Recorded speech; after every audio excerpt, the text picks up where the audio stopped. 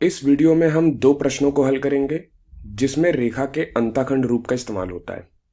तो यहाँ पे पहला प्रश्न है, उस रेखा का समीकरण ज्ञात करें जो बिंदु 2,3 से होकर गुजरती है और निर्देशांक अक्षों पर समान अंतःखंड काटती है। वीडियो को रोकें तथा खुद से हल करने का प्रयास करें। आइए इसे मिलकर हल करते हैं। तो चलिए इस प्रश्न को तोड़ के समझते हैं कि यह कहना क्या चाह रहा है। तो यहाँ पर एक रेखा का समीकरण ज्ञात करना है और वह रेखा बिंदु 2,3 से जा रही है।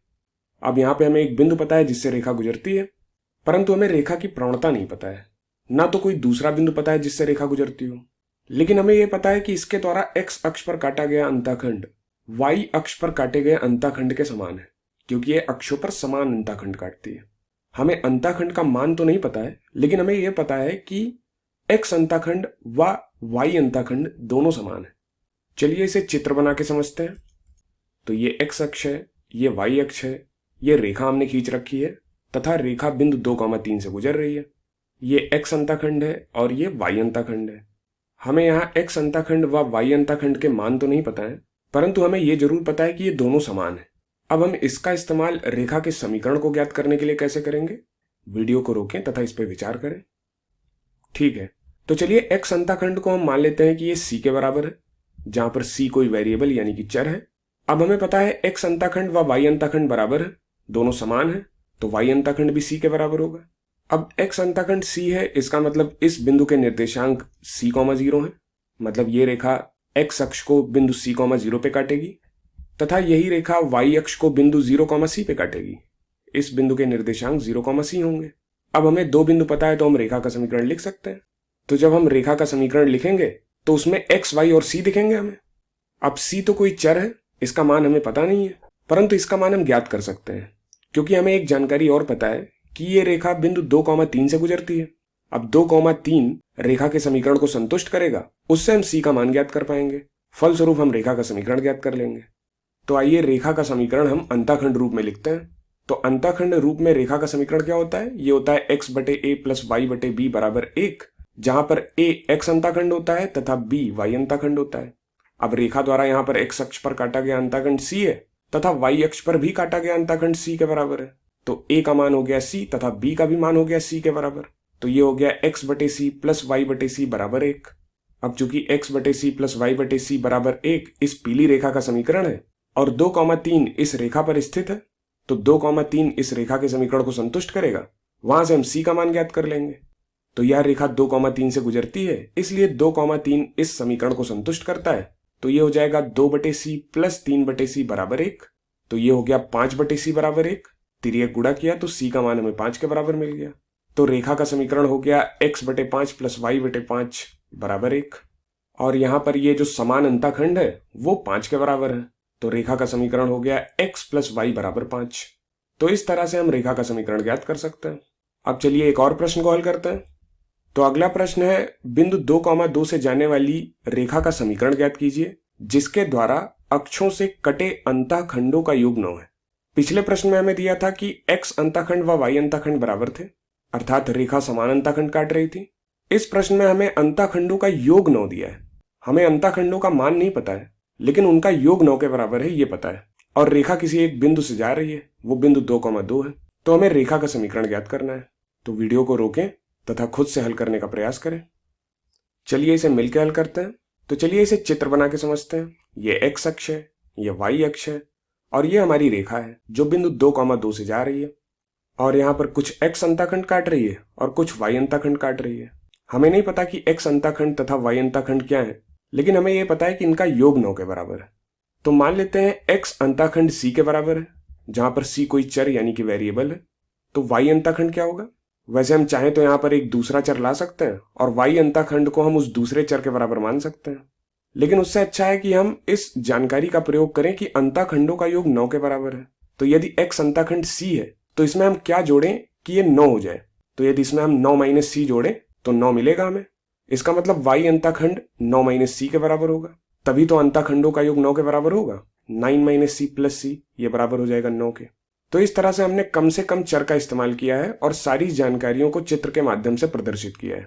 अतः यदि ये दोनों अंतःखंड हैं तो इन दोनों बिंदुओं के निर्देशांक क्या होंगे? तो इसका निर्देशांक होगा c,0 तथा इस बिंदु का निर्देशांक होगा 0,9 - c। अब हमें रेखा पर उपस्थित दो बिंदु पता है, तो इसका समीकरण हम लिख सकते हैं, और समीकरण जब हम लिखेंगे तो x तथा y और c के पद हमें मिलेंगे।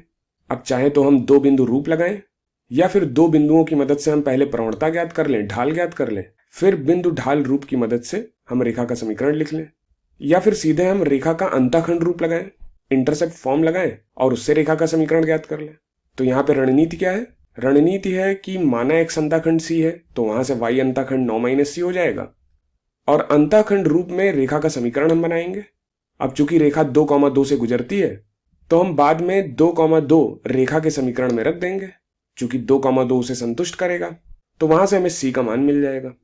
तो रेखा का इंटरसेप्ट फॉर्म यानी कि अंतःखंड रूप ये होगा x/a प्लस y/b बराबर 1, जहां पर a x अंतःखंड है तथा b y अंतःखंड है। अब यहाँ पे x अंतःखंड c के बराबर है, अर्थात a का मान c हो गया, तथा y अंतःखंड 9 - c के बराबर है, यानी कि b का मान 9 - c हो गया। तो रेखा का समीकरण हो जाएगा x/c प्लस y/9 - c बराबर 1।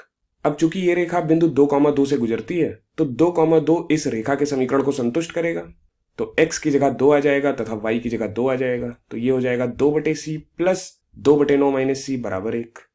अब इसे हम c के लिए हल करते हैं, तो यहाँ पे एलसीएम लिया हमने, एलसीएम में आ गया c गुणे 9 - c, यानी कि हर में आ जाएगा c गुणे 9 - c। अब 9 - c का गुणा 2 के साथ, तो ये हो गया 18 - 2c प्लस c का गुणा 2 के साथ 2c, और ये बराबर 1 के है। अब -2c से प्लस 2c कट जाएगा, तो यहाँ अंश में बचेगा 18 और हर में बचेगा c गुणे 9 - c। अब c गुणे 9 - c को इधर भेजा तो c गुणे 9 - c बराबर 18, तो ये हो गया c ब्रैकेट में 9 - c बराबर 18। c का गुणा अंदर किया तो यहाँ हो गया -c² प्लस 9c, और इधर 18 है, तो -c² को दाहिने पक्ष में ले गए तो +c², 9c को दाहिने पक्ष में ले गए तो -9c, तो ये हो गया c² - 9c प्लस 18 बराबर 0।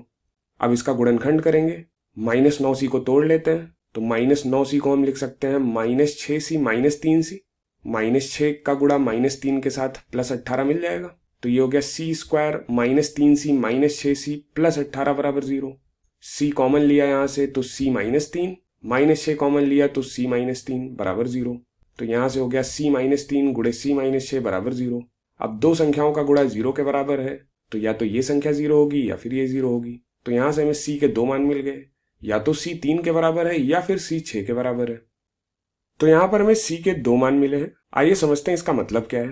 तो यदि c का मान हमने 6 लिया तो यहाँ पर ये बिंदु हो जाएगा 6,0 और ये हो जाएगा 0,3, अर्थात रेखा बिंदु 6,0 तथा बिंदु 0,3 से गुजरती है, तो ये हमारा एक उत्तर होगा।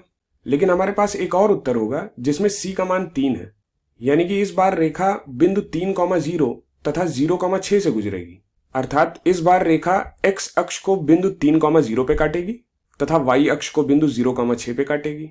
तो रेखा कुछ इस प्रकार से बनेगी, c का मान 3 लिया तो ये बिंदु 3,0 हो गया, यहाँ पे 3 रखा तो ये हो गया 0,9 - 3 जो कि हो गया 0,6, तो ये वाला बिंदु हो गया 0,6। तो यहाँ पे हमें एक और उत्तर मिलेगा जिसमें रेखा बिंदु 2,2 से जाएगी तथा उसके द्वारा अक्षों पर काटे गए अंतःखंडों का योग 9 के बराबर होगा। तो इस पीली रेखा का समीकरण होगा x/6 प्लस y/3 बराबर 1, और इस हरी रेखा का समीकरण होगा x/3 प्लस y/6 बराबर 1, और दोनों ही समीकरणों में अंतःखंडों का योग 9 है तथा दोनों रेखाएं 2,2 से गुजरती हैं। जब हमने चित्र बनाया तो हमें ये दूसरा उत्तर नहीं दिखा था, लेकिन जब हमने द्विघात समीकरण को हल किया तब हमें ये दोनों उत्तर मिले और हमें इस प्रश्न का संपूर्ण उत्तर मिला।